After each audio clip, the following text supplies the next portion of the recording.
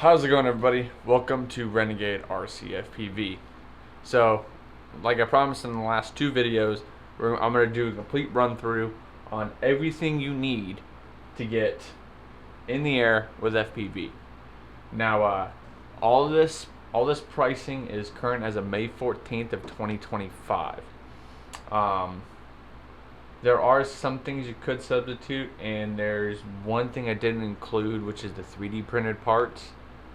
If you have a 3D printer, I'll have the STL files down in the description. So if you have a 3D printer, it really won't cost you anything besides like your time. And I imagine if you have a 3D printer, you already have PLA and everything like that. If you don't have a 3D printer and you want to go into this, if you would like to donate to the channel, if you donate, I'll send you 3D printed parts. Simple as that. I'll leave a link down in the description, or you can actually leave a comment if you would like these parts, and I will get a hold of you and we will figure things out. But yeah, let's get into it. So I have a price breakdown of everything, and then we'll go into actually what the aircraft, everything, how everything's positioned in the aircraft, and we'll go from there. So the price breakdown. So first and foremost, what you're going to need is your aircraft. I'm flying the FMS Kingfisher 1400 millimeter, and currently right now it is $269.99, and that comes with float skis, bush wheels, the 5-inch bush wheels, two different cockpits, which is the solid cockpit, which I believe I have over here on my shelf. The solid cockpit for line of sight flight, as well as the FPV cockpit. I believe it still comes with the FPV cockpit. If not, I do know they still sell it. I just checked the website. So that's $269.99. If it doesn't come with the FPV cockpit, it's an extra $10. Next, you're gonna need a good radio. I went with the RadioMaster TX16s Mark II, the 4-in-1. Because the main reason why I went with the 4-in-1 and added an ELRS module was so I could use my PWM receivers in all my other aircraft, like my my Sabre that's over here. I've been flying the Spitfire the last couple days with a PWM and my foamies and whatnot. I got my Edge 540 on the wall over here. So I fly all these planes. Well, I really haven't flown the Sabre yet. I'm still trying to figure out the front landing gear, but I fly all these at least like 10 or 15 times before I even think about putting an FPV system in it. So I fly in line of sight. And that's what I'd recommend. If you're gonna fly FPV, make sure you fly your aircraft at least 15 or 20 times before you even think about putting FPV gear into it, so you know how that aircraft is going to how that aircraft's going to react to you, how that aircraft's going to react to environmental factors such as wind, time of day, because that is a thing. Depends on how light your aircraft is, thermals, stuff like that. I wouldn't recommend going any smaller than the 1200 millimeter wingspan, because you're going to be adding a little bit of weight to the aircraft, so you're going to want something that's going to be able to carry that weight. You wouldn't want like a 40 millimeter F-104 Starfighter. Those things are notoriously unstable aircraft. You wouldn't want to put this in something like that. You want to put it in something like a Spitfire, or like a Kingfisher, or one of the like modern fighter jets. But I wouldn't recommend going anything smaller than 1200, maybe 1100, just depending on what the aircraft is. So anyway, my radio, the TX16s Mark II. It's a very, very advanced radio. It is very budget friendly. I would highly recommend this radio. And on top of that, you're gonna spend $25 on the battery. I went with the the lithium ion battery for it. I would highly recommend it, especially if you're running the external ELRS module, because it does like to eat battery, especially when you have it set to 1 watt. So we're going to move on. The RadioMaster Nomad ELRS module. This is the one I went with because it's the dual band, so you can run the 2.4 or the 900. So far, so good. I haven't had any connection issues whatsoever with this module. It is currently priced at $79.99. When I bought it, it was $59.99. So it has gone up in price, and where I got this from on Amazon, it is no longer available. So, I wonder if they're going to come out with a new generation of these. I'm not sure. So we're going to move into the receiver. I'll put a screenshot up here of the receiver. It's a RadioMaster DBR4 Cross Gemini. It is currently priced at $35.99, which really is not bad at all for a dual band receiver. And those two marry up pretty easily. It's the first time I ever married up a ELRS module with an ELRS receiver, and it took a little bit of time to figure it out, but after watching some YouTube videos, I got it all figured out. And if I can do it, you can do it. Now we'll move on to the flight controller. That's the brains of the whole operation. I have the SpeedyBee F405 wing app. You will see some people complain about it. I know there's another brand of it, like Matsky or something like that. They're kind of similar, and also run iNav software, not Betaflight. So it was pretty simple to figure out iNav, but that's the flight controller I have in it, and the flight controller at this point is $49.99. Let's see, my GPS module that I have inside of this aircraft, I'll put a screenshot up here. It's a BZGNSS BZ181 GPS module. It's currently priced at $17.99, which I thought was pretty cheap for a GPS module. But this one does not have a compass. You don't need a compass for fixed wing FPV. You would need a compass for rotary or quadcopter.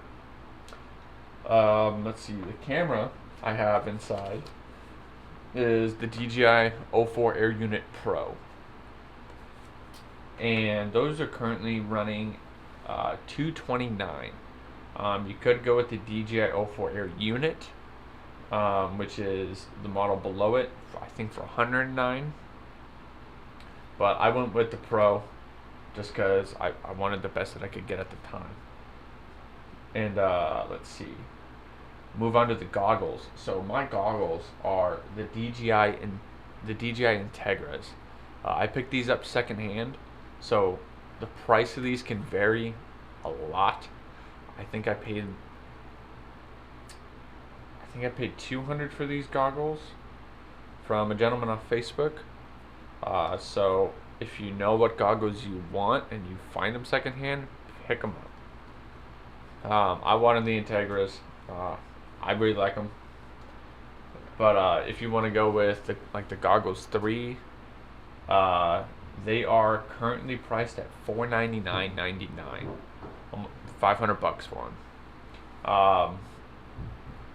If you want the best you can get, I'd recommend the Goggles 3, because you know you're going to future-proof yourself with any air units that come out for like the next, I don't know, 4 or 5 years, maybe even longer. Just kind of depends on the backwards compatibility of them. I know the 04 Air Unit Pros can marry up to the Integras, so I had no problem there. I believe the 04 Air Unit marries up to the Integras, the Goggles N3, and the Goggles 3. I'll put a little thing here saying if there's any other ones that it can actually pair up to. But off the top of my head, I know those 3 for certain. Miscellaneous 3D printed parts, I'd say like $30, maybe. just spitballing. And that is everything you will need to get this aircraft in the air under goggles flying FPV. So everything without the price of the goggles included is $972.93. And that is in the United States. If you buy it with the goggles, it's $1,472.92.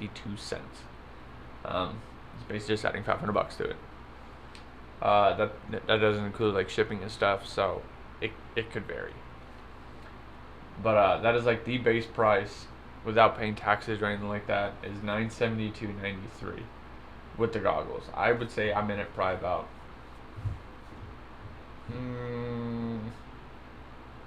right at $1,100 total.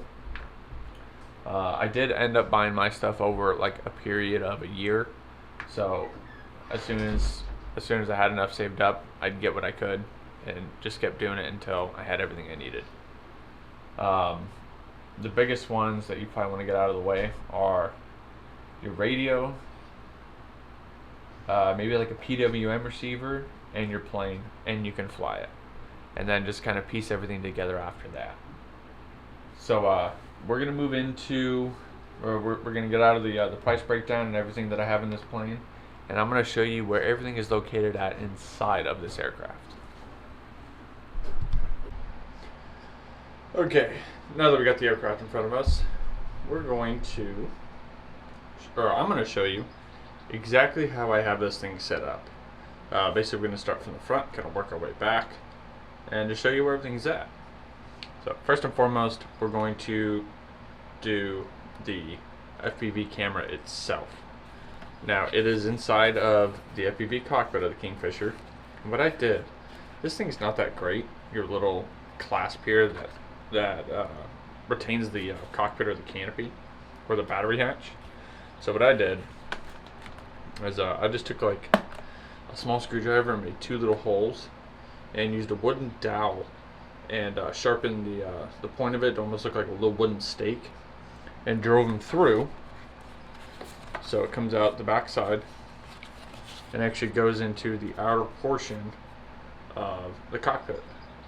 And that retains it, so if you do have a hard landing, your cockpit doesn't fly off, because your camera is attached by the wire, and you don't want that like dangling off the side, like bouncing down the road or your runway or whatever you're doing. So I put that as an extra precaution just to keep the cockpit attached to the plane. Now, like I said, it is wired, and the way I set it up, I can actually unplug it from right here. So I can pop it out, and the cockpit's free. There is this sled. I will put a link down in the description to the Thingiverse or Printables website. I printed it just how it was. I think like standard quality. I think this is for like a Air Unit 2. But the little modification I did was where the top bolt goes into, I drilled 15 millimeters down and lined up the bottom screw. And if I actually loosen up these top two, see if I can actually slide this forward. So I went 15 millimeters down, drilled a hole, 15 millimeters down, drilled a hole, and I can actually loosen up these top two bolts and position this up or down, just depending on the orientation that I want it. So the air unit itself is just zip tied in. Let's see, there we go. You can see the zip tie. There's like these little holes that show up whenever you print it. So I went through the hole around the air unit and then zip tied it down. And the actual sled itself is just zip tied to the balsa floor of the FPV cockpit. And I can actually slide this back and forth. So I normally position it all the way back, so I can do this without breaking anything. Come on, you. There we go. So I slide all the way to the rear. I just went through the second set of holes, and this comes up. Make sure you don't catch any of your wires whenever you're doing this. Let me turn the light on. Where's it at? Yeah, you can see the zip tie there. right there. Zip tied in, and it's secure. It's not going to go anywhere. And what I like about it is that for some reason you do end up ground looping this thing, your antennas, you don't want them rigid, because if you land on top of these and you snap them off, well, you got to order new ones. But with these little holders, they actually pop right out, and they can just kind of do whatever they want. And whenever you grab it, you just pop the antennas back in place. Now it's secure. So that's how you set the cockpit up. Super simple, really easy to do. And now we'll actually move into where everything is at inside of this plane. So I'll remove the battery here. It looks kind of like a mess. Looks like a mess inside of this this hatch. So a Gen's 3-cell 2200 milliamp hour battery. That's what I run in my Spitfire and the Kingfisher. But I'm gonna turn the light on my camera. There we go.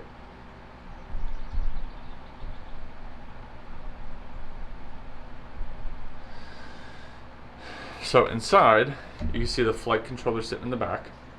That's the SpeedyBee F405. Now, my battery cable and my battery cable that your battery plugs into, and you actually have a flight controller cable as well right here. This SpeedyBee F405 is actually originally orientated that way, but inside of iNav I flipped it around, so the rear of the flight controller is now the front. If you run the Kingfisher, you're probably going to have to do the same thing. And then I printed a small plate. I'll put the screenshot here of whose plate it is, but the F405 matches up to all the holes lined up and everything. And I secured it to the balsa floor with little screws. See if I can. There we go. I just kind of went in with a drill bit, drilled a small pothole on each side, and actually hand tightened those little screws in. And my flight controller is mounted to that board, and then that board is mounted to this balsa base. And then you've got all your servos and stuff plugged in.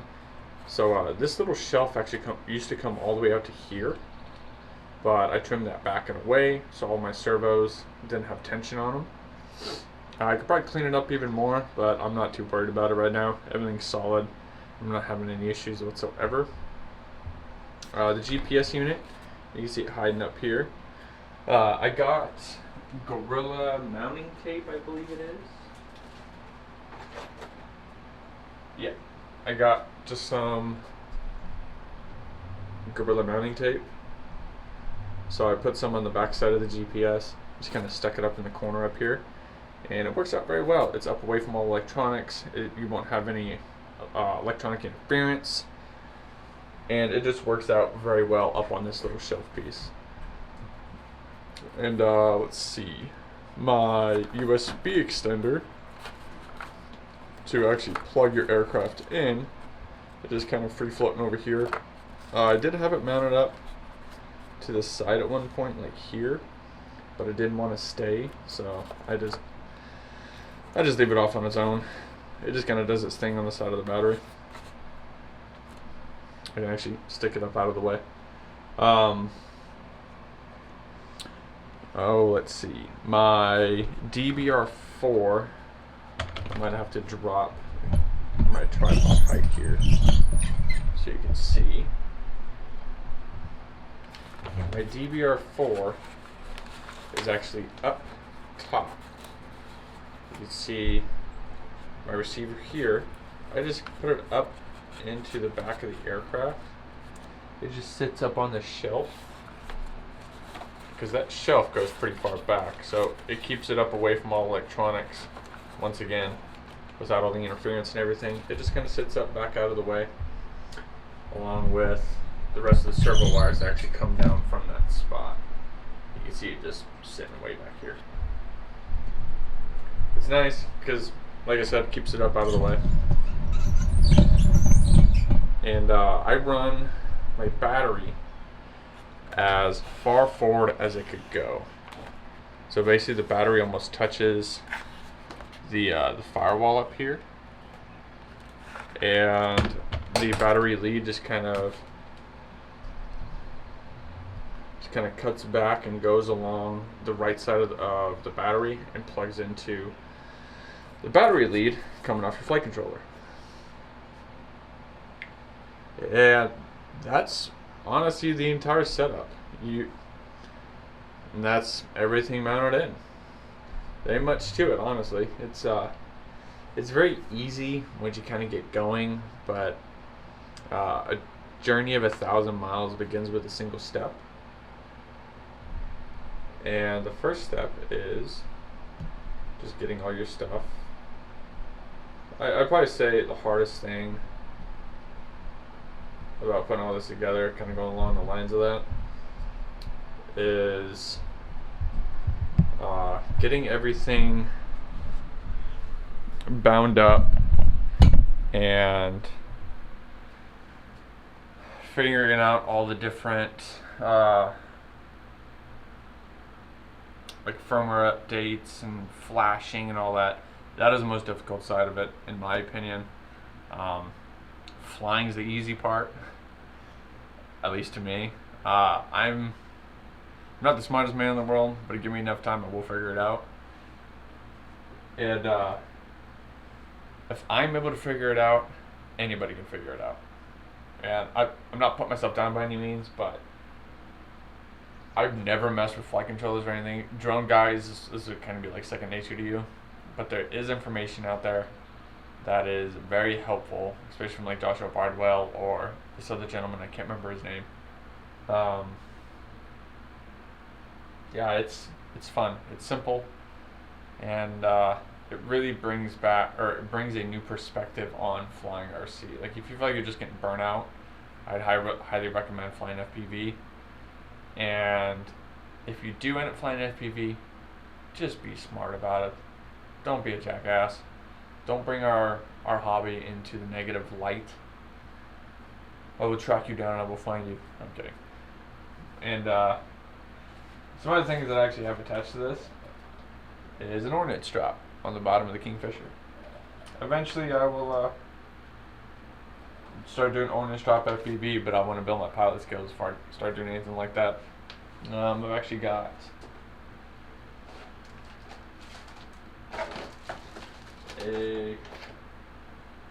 this is the second rendition. I think this is like a 4.5 gram servo, because that's actually got a 9 gram servo on it. And I've got Mark 82, 1/10 scale 500 pounder, and a Snake Eye 500 pounder.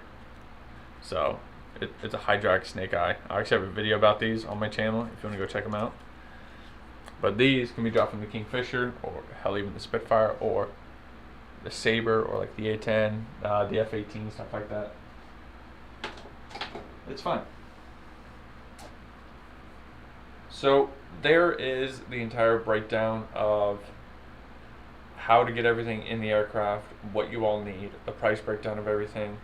If you want to try FPV flying, let me know down in the comments. If there's anything specific that you want to know about, I could probably get something together for like the technology side of everything, like the firmware and flashing and all that.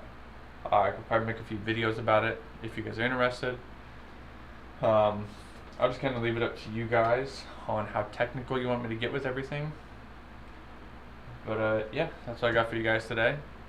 We'll have some more FPV flights coming out with this. I'm going to do some more exploration flights, like flying in some of the river valleys and stuff like that. Just doing some exploring.